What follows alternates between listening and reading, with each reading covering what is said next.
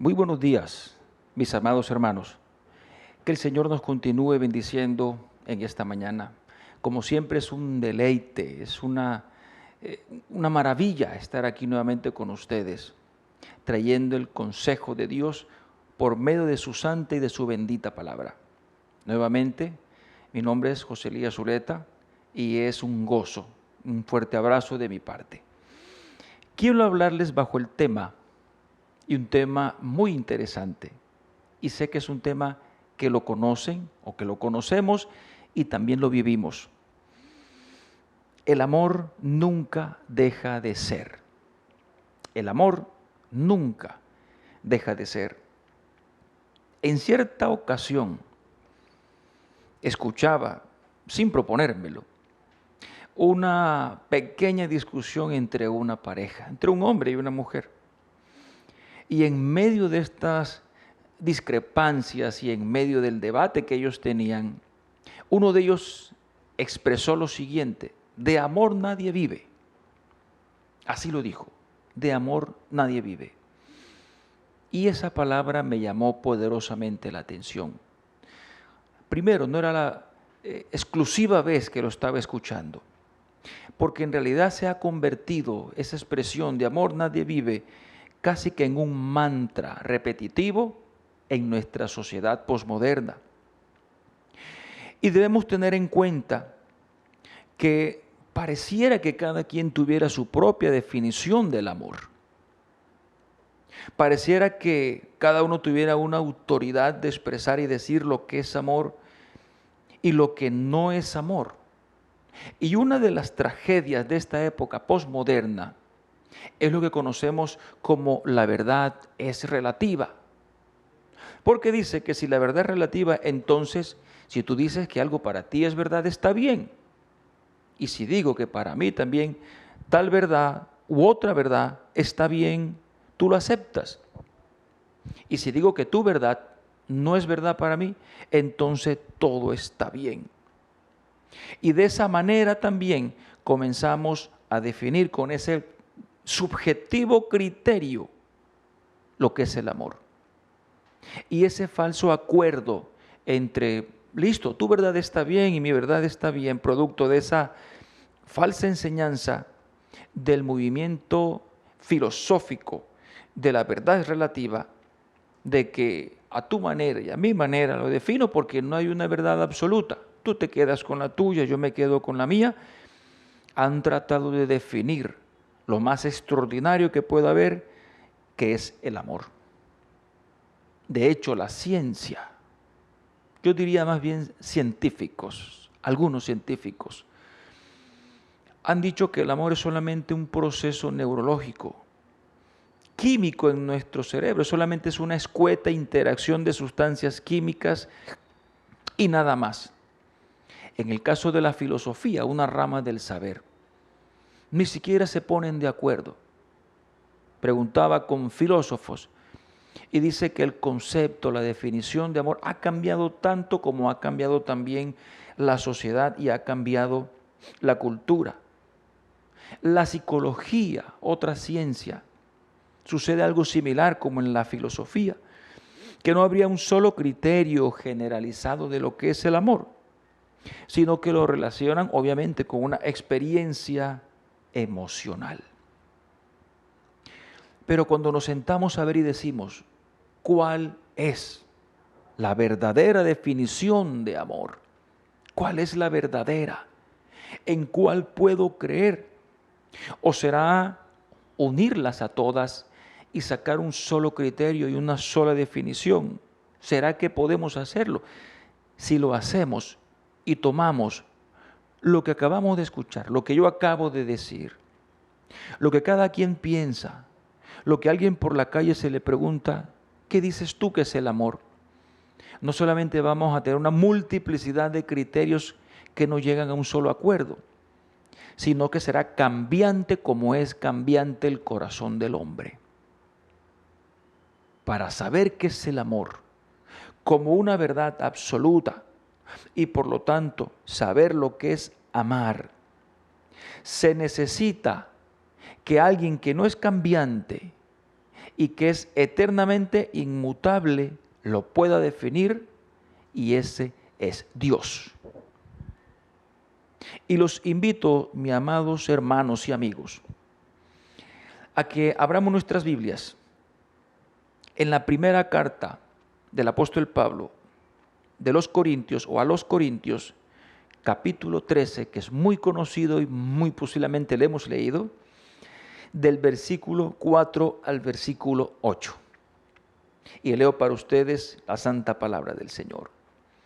El amor es sufrido, el amor es benigno, el amor no tiene envidia, el amor no es jactancioso, no se envanece. El amor no hace nada indebido, no busca lo suyo, no se irrita, no guarda rencor, no se goza en la injusticia, sino que se goza en la verdad. Todo lo sufre, todo lo cree, todo lo espera, todo lo soporta. El amor nunca deja de ser. Esa es la palabra de Dios. Y quiero que veamos unas verdades. ¿Cuáles verdades? La verdad de lo que dice Dios, de lo que en realidad y verdaderamente es el amor. Y nuestra primera verdad es: el amor no sabe hacer el mal. Y leo nuevamente del versículo 4 o el versículo 4 y 5 para ustedes. El amor es sufrido, es benigno, el amor no tiene envidia, no es jactancioso, no se envanece, no hace nada indebido, no busca lo suyo, no se irrita y no guarda rencor. El apóstol Pablo le escribe esta carta a una iglesia que podría de ser de todo, pero menos amoroso entre ellos mismos. Algunos de la iglesia de Corinto habían salido de la fornicación, del adulterio, del robo, de otros vicios y pecados que gracias a la voluntad y al sacrificio de nuestro Señor Jesucristo lo estaban dejando, lo habían dejado. Pero la problemática que existía aquí era la cotidianidad en que cada uno de ellos, y así lo habían convertido en algo normal para ellos, más que amarse, prácticamente estaban casi que odiándose. Y en esta carta hermosa de Primera de Corintios, cuando el apóstol escribe este poema, muchos escritores lo llaman el Salmo del Amor, o la preeminencia del amor, como la conocemos en nuestras Biblias.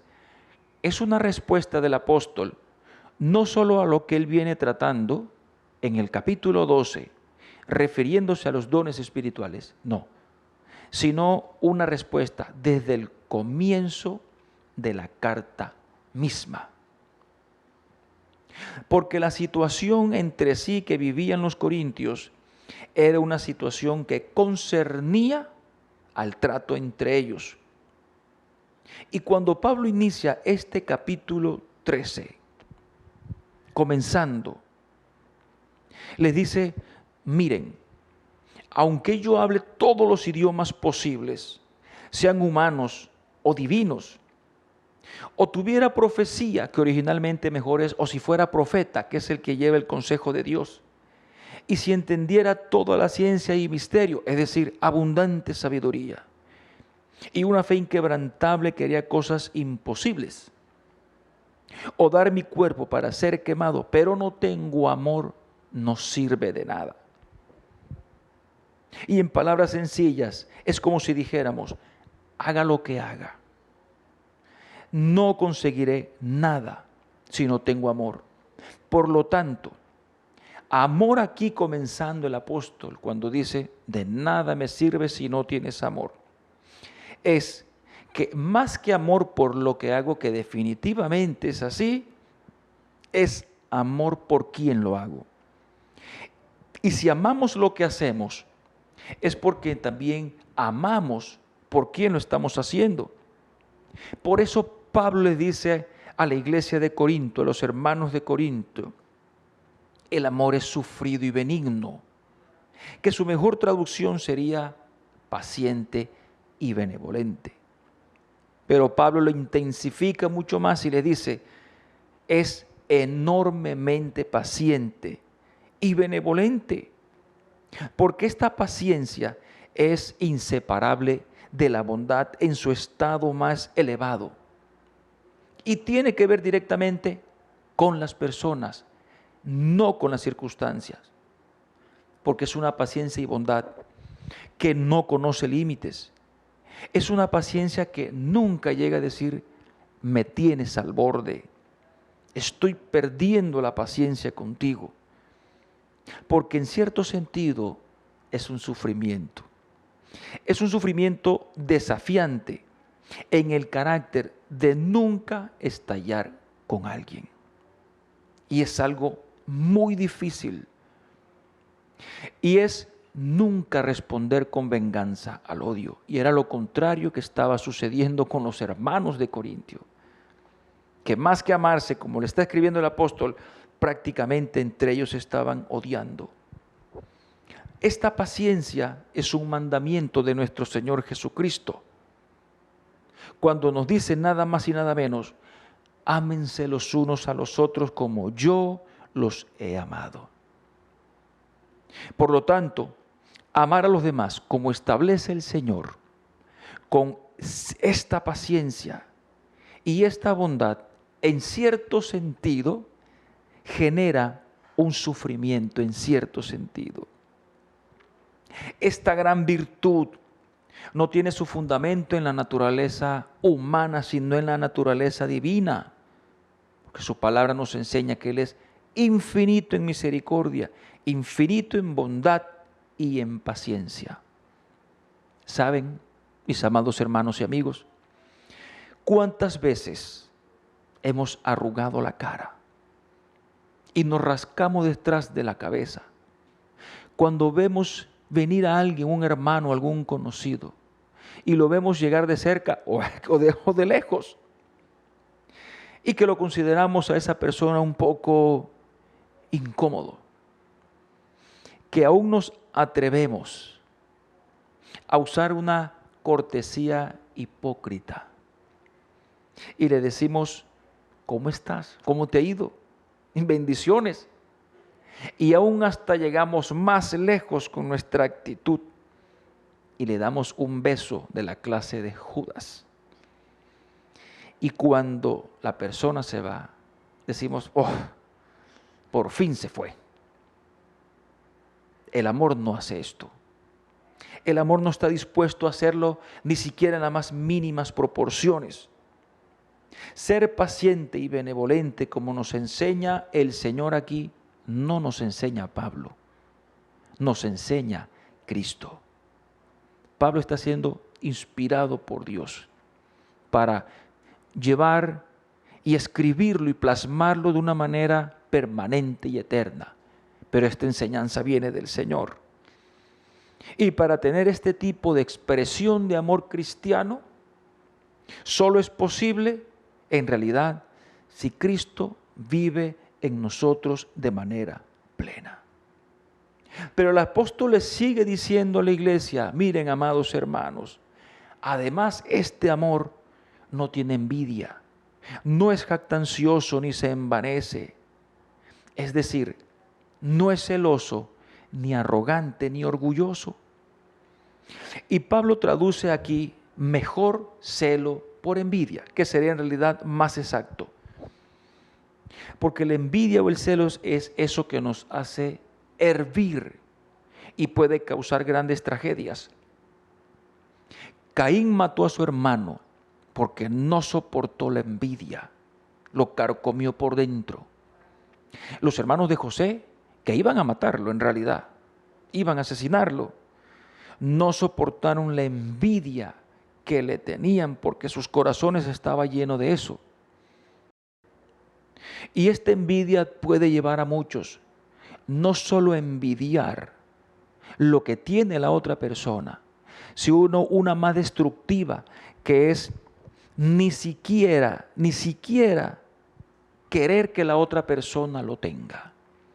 Tanto deseo yo eso que tiene la persona, que no solamente quisiera tenerlo, sino no quiero que lo tenga.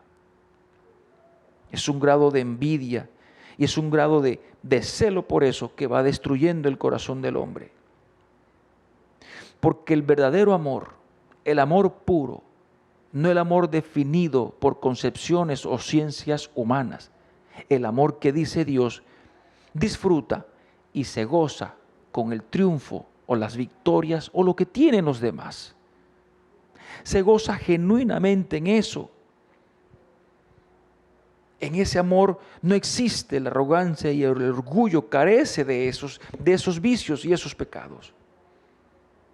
Y saben una cosa, mi amado amigo, iglesia, la arrogancia y el orgullo era prácticamente una virtud griega.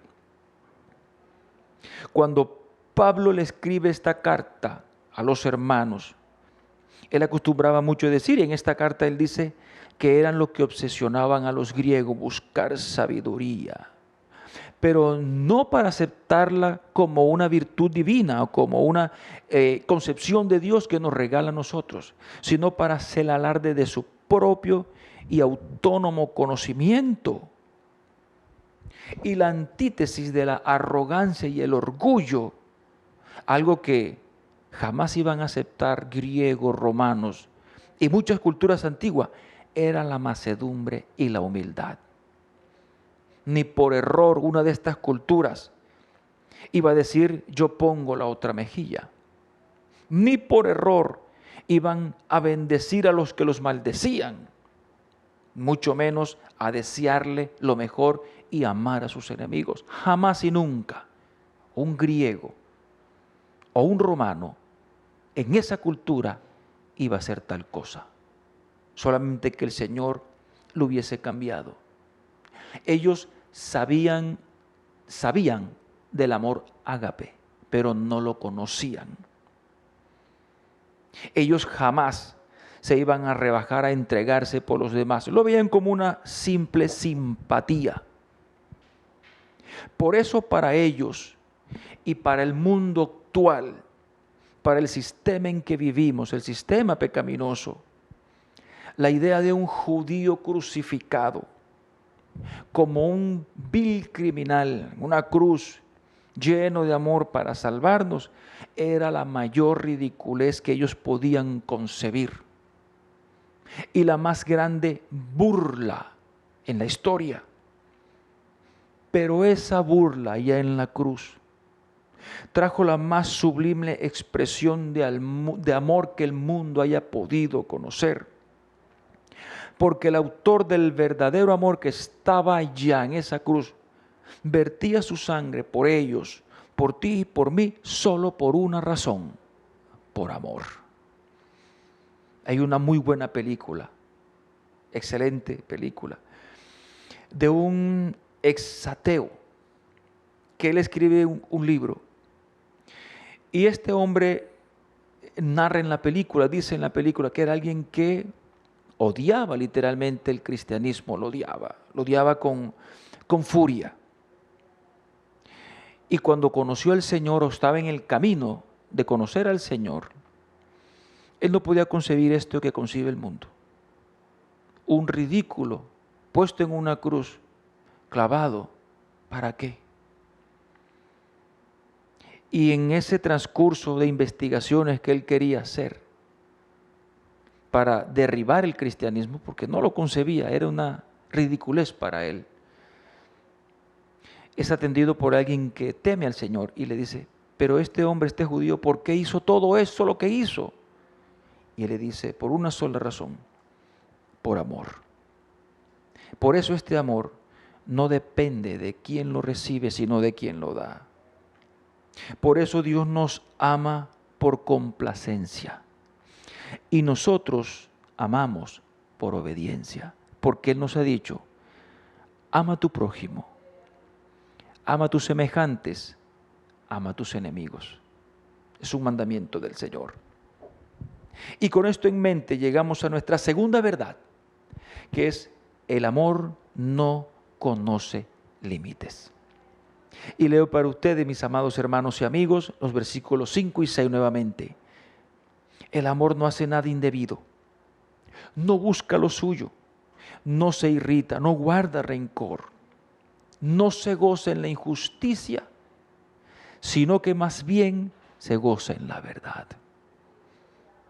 Y lo que está diciendo el apóstol Pablo en realidad es, este amor no es irrespetuoso, no es egoísta, no se enoja con facilidad, ni es rencoroso, no hace fiesta por lo malo, sino por el contrario, defiende lo bueno.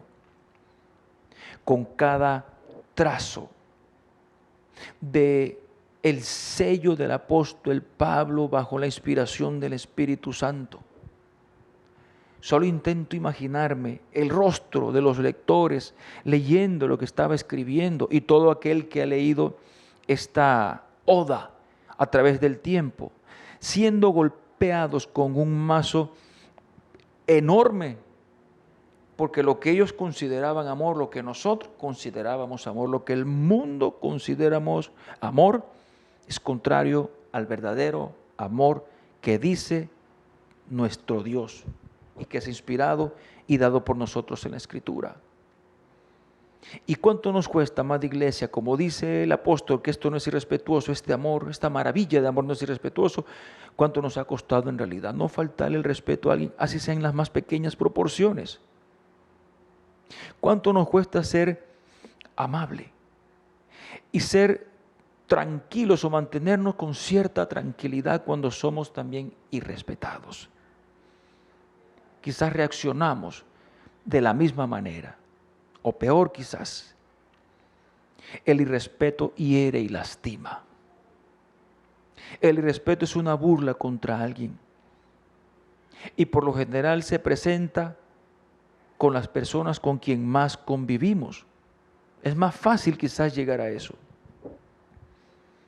Hay algunos que se enorgullecen y dicen, y los he escuchado, yo sí le digo su par de verdades al que sea, así lo dicen. Y luego lo acompañan con un, yo le digo esas verdades porque la verdad duele, así se atreven a decir. Si tú dices esa verdad sin amor, sin compasión, sin bondad, de nada te ha servido. Y no solamente de nada te ha servido, heriste a alguien y desobedeciste al Señor, o lo hemos desobedecido. Yo no me imagino al Señor Jesucristo diciendo, Pedro, ¿qué te pasó? Me fallaste. No te creí capaz, Pedro, de negarme. No solamente me negaste, me traicionaste. ¿Por qué fuiste tan débil? Me siento un poco decepcionado de ti, Pedro. El Señor, si hubiese actuado de esa manera, créanme que le estaría diciendo la verdad a Pedro. Porque sí lo negó. Porque en su momento sucumbió y hasta traicionó al Señor en el sentido de no reconocerlo. Pero no. Por el contrario, el Señor, mirándolo con amor, le dice, Pedro, ¿me amas? Y se lo dice 3 veces para enfatizar en realidad que sí, Pedro amaba al Señor, por supuesto, pero más todavía ese amor inmenso de nuestro Señor por Pedro, que le tuvo toda la paciencia durante todo ese tiempo, así como nos las tiene a nosotros. Y llegar a amar así, amados hermanos, de esa manera, significa que sobreabunda en nosotros el amor de Dios a una medida muy alta. Y esa es la medida que debemos tener, porque además de esa medida es también mi obediencia. Pero además de no ser ni egoísta, ni jactancioso, y entre otras cosas, este amor no tiene límites para dar. No conoce límites. Y mucho menos se enoja con facilidad. Y me llamó la atención cuando el apóstol hablaba de esto, de que este amor no se enoja con facilidad. Porque en realidad no somos inmunes a situaciones que pueden causar indignación. No somos inmunes a personas que pueden en realidad hacer cosas que pueden enojarnos y enojarnos de una manera bastante grande. No fue la dicha del Señor Jesucristo lo que lo motivó a volcar las mesas de los cambistas y arrojarlos de su casa porque la habían convertido en una posilga de ladrones, sino su indignación santa. Y el mismo apóstol escribe a la iglesia de Éfeso: airaos, pero no pequéis. Entonces la riqueza de esta virtud, la riqueza de que este amor no se enoja con facilidad, no pierde los estribos rápidamente, es que en medio del enojo, de la indignación que podemos tener, siempre vamos a procurar el bien por esa persona. Pero sobre todo, no le vamos a guardar rencor. Como también lo dice aquí en las enormes y maravillosas virtudes de lo que es el verdadero amor. Y sabe que la palabra rencor no existe en el griego. La Biblia escribe rencor, ahí aparece en nuestras escrituras, pues por lo menos en la Reina Valera. Pero esa palabrita rencor no aparece en el griego, por lo menos en el griego antiguo. Porque lo que Pablo tiene en mente cuando escribió es la imagen de un contador, así como lo escucha, de un contador. Porque eran ellos los que llevaban ese registro minucioso de todas las cuentas, nada se les pasaba. Lo que quiere decir, y el principio aquí, en lo que nos quiere enseñar el apóstol, es que había en la iglesia aquellos que habían atesorado en su corazón hasta las más mínimas cosas que le habían hecho o que le habían dicho. Se negaban, ¿saben, amada iglesia?, a dejarlas. Se negaban a perdonar a los otros. Preferían atesorarlo en su corazón, guardarlo, anidarlo allí. Y un corazón lleno de este rencor, un corazón que lleva todas las anotaciones, y hay gente que dice: te las llevo anotadas cada una. Dicen: lo que tú me hiciste no se me va a pasar. Ese corazón es un corazón que no perdona y difícilmente ama. Escuche esta historia real. Conocí a una señora y ella todavía vive, muy avanzada en años, muy querida ella y muy amable. Vivió con un hombre por muchos años que la lastimó bastante. Y fue el padre de sus hijos. Tenían mucho tiempo, décadas, de haberse separado, ya no convivían, 30, 40 años. Y este hombre enfermó gravemente. Y pidió verla por última vez. Esta historia es real, porque esta historia es de nuestra tierra, es de aquí de Valledupar. Él pidió verla por última vez. E incluso sus propios hijos la llevaron a ella, a la clínica, al lecho donde él se encontraba literalmente a punto de morir.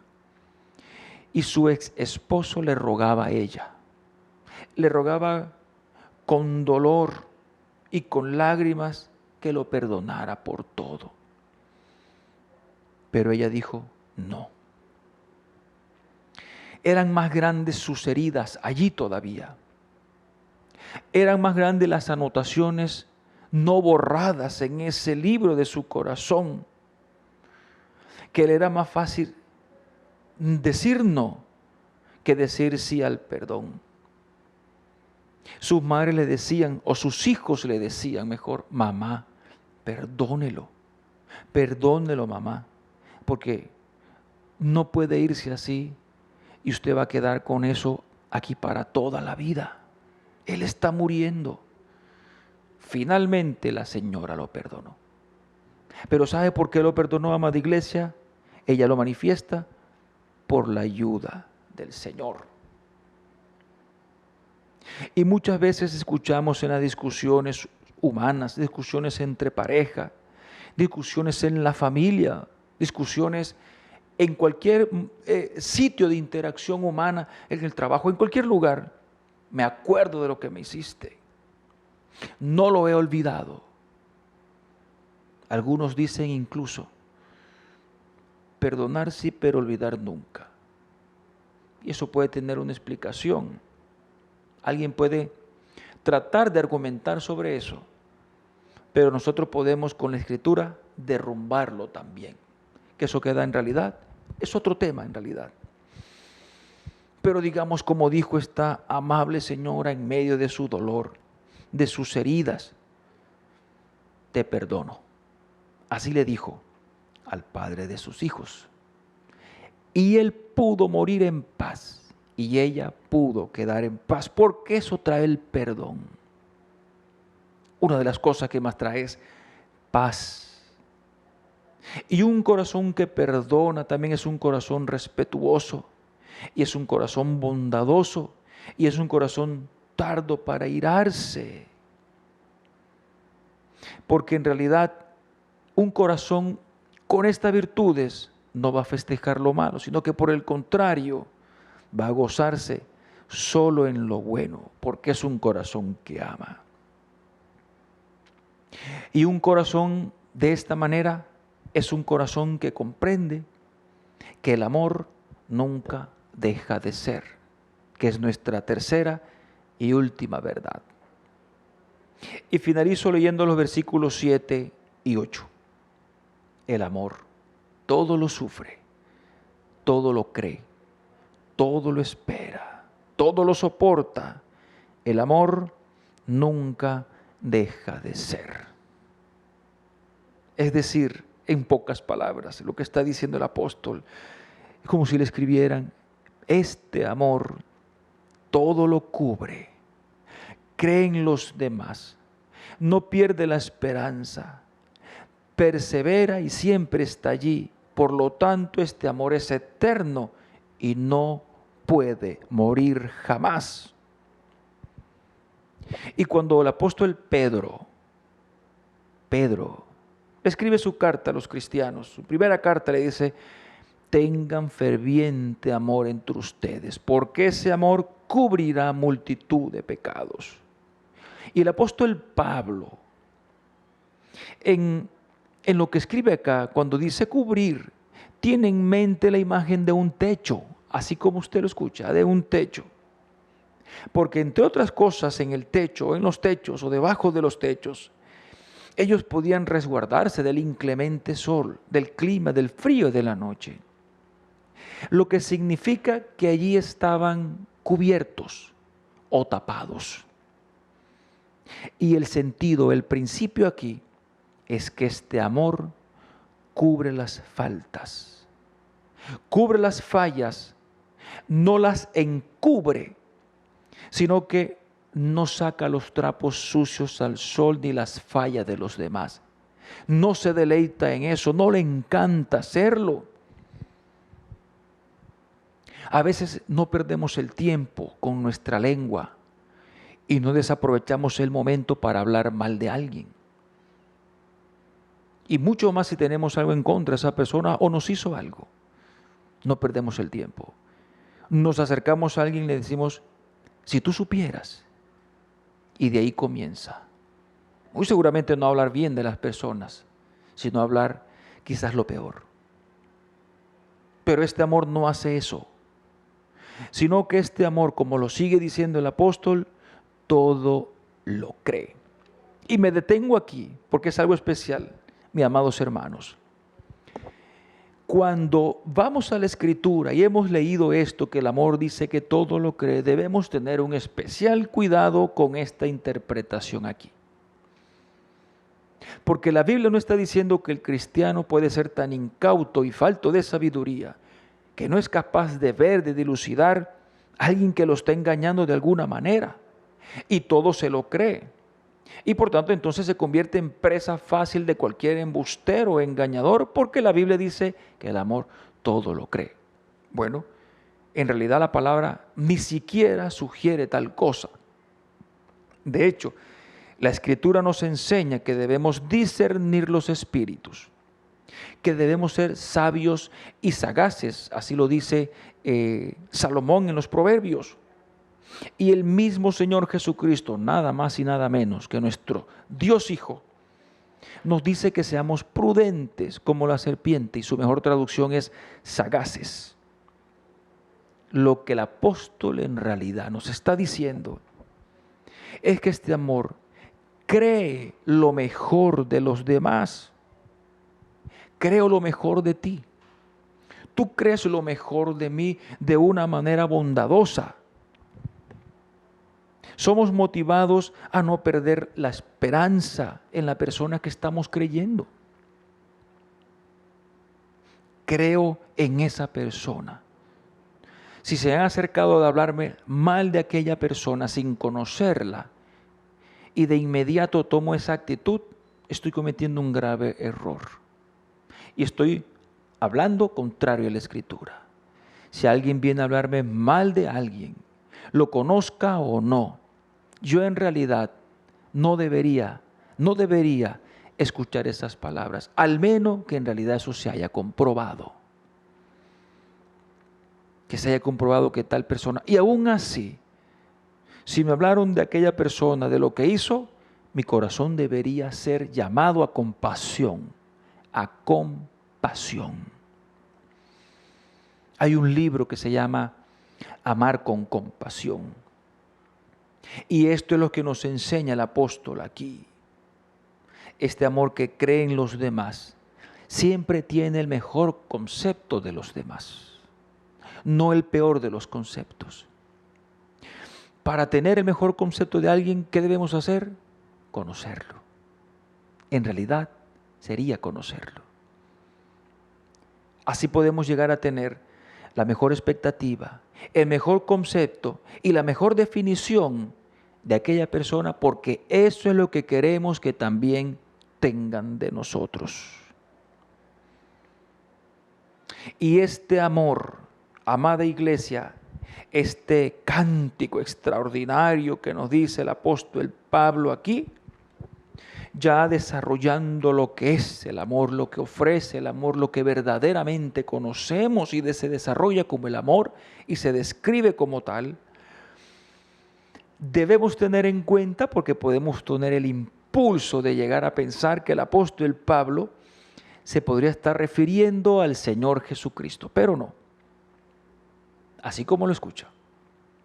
Pablo, cuando cada trazo de la amabilidad, de la bondad, no se está refiriendo al Señor Jesucristo.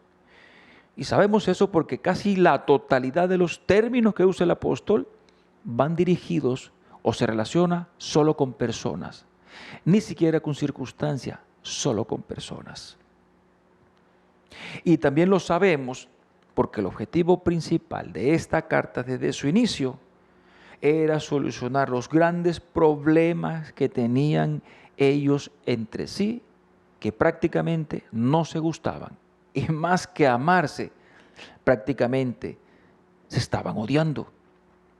Pero aunque el apóstol no se estaba refiriendo al Señor Jesucristo, me atrevo a decir, me atrevo casi que a asegurarlo, que al escribir esta hermosura literaria, el apóstol nunca dejó de pensar en su Señor. Porque en realidad hemos recibido este amor de parte de nuestro Señor. Si Él nos dice y nos manda que nos amemos los unos a nosotros, es justamente porque Él de esa manera nos amó. Y aquí en realidad, en esta parte, si quisiéramos aplicarle todo esto a nuestro Señor, más bien nos quedaríamos cortos para definir el amor de Dios. Pero ya sabemos que el apóstol se está refiriendo al amor entre hermanos. ¿Cómo debe ser este amor? Que debe ser lleno de paz, de amor, de tolerancia, de bondad, de mansedumbre, que no debe jactarse, que debe creer lo mejor de los demás, tener el mejor de los conceptos, una gran paciencia también. Una vez se le acerca un varón a cierto pastor buscando consejería. Y este hombre le dice: pastor, quiero decirle que ya no siento amar a mi esposa. Y el pastor le dice: bueno, en realidad la Escritura te manda amar a tu esposa. Y este hombre responde a su vez: pero pastor, mire, es que no quiero vivir con ella, que se mude, que se vaya para otro vecindario, para otro lugar. Y el pastor le dice, bueno, el Señor te manda a que ames a tu prójimo. Y el hombre ya desesperado, vea, pastor, usted no entiende. Yo no quiero ver a esa mujer ni en pintura. No quisiera ni verla. Por mí hasta que dejara de existir. Y el pastor con ese amor le dice, bueno, el Señor te dice que ames a tus enemigos. Creería que este hombre o no le quedó más gana de volver donde el pastor, o aceptó la verdad de la Escritura. Es decir, mis amados hermanos, con relación a los demás, no tenemos otra opción sino amarlos. No tenemos otra opción sino manifestar este tipo de amor. Porque vivimos en sociedad y todo el que tengas a tu lado, entra en estas categorías. O es tu esposo, tu esposa, o es tu prójimo, o es tu hermano, o tu enemigo. Y a todos debemos amar. Porque el mundo dice el amor se acaba, pero Dios dice el amor no se acaba jamás. El mundo dice no puedo perdonar tanto daño que me han hecho, pero Dios dice sí puedo perdonar. Y el mundo me dice he perdido la esperanza, pero Dios dice todavía hay esperanza, porque este amor nunca deja de ser. Y concluyo con lo siguiente, mi amada iglesia. El verdadero amor, el amor que nunca deja de ser, el amor expresado y manifestado a otros, el que no conoce límites de ningún tipo, solo es posible si esa fuente de amor vive en nosotros, que se llama Cristo Jesús. Al sea la gloria, la honra, por los siglos de los siglos. Amén. Que el Señor te bendiga, mi amada iglesia. Recibe de mi parte un fuerte abrazo, un fuerte saludo. Y no olvides de aquí en adelante, no tenemos otra opción hacia los demás, sino amarlos. Que el Señor te bendiga ricamente.